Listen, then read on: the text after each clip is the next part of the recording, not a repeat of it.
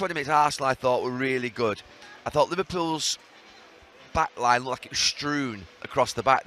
You couldn't even tell who the back four were. There were like 6 in there at times. And then the midfield, normally you see a line of 4 and a 2, or a 5 and a 1, or a 3 and a 3. There wasn't. It was just like they were everywhere, but they were man marking, they were packing the midfield and keeping it quite narrow. And by hook or by crook, they kept Arsenal out. And then all of a sudden there was a point, I think it was like 23 minutes in the game, where Liverpool had a little bit of possession for probably about a minute and a half. And they then got, I think, that Conor Bradley chance from it, didn't they?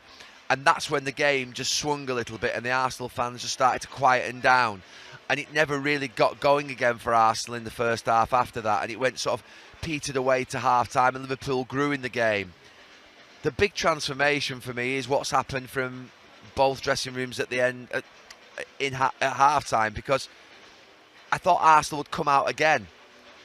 And Liverpool were just really, really good in the second half. It was a good performance, that. That wasn't just a good defensive performance in the second half. They actually kept the ball. They were authoritative.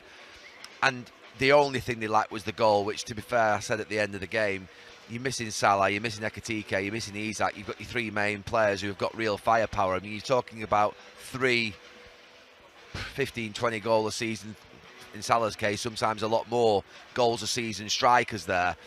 So, yeah, that's where Liverpool lacked some punch, some sort of ruthlessness.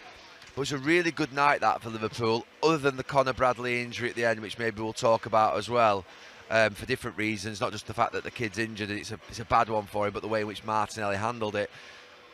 But Liverpool, I think Arne Slot will come out and give a very, very proud interview of how his team have played against the best team in the country right now.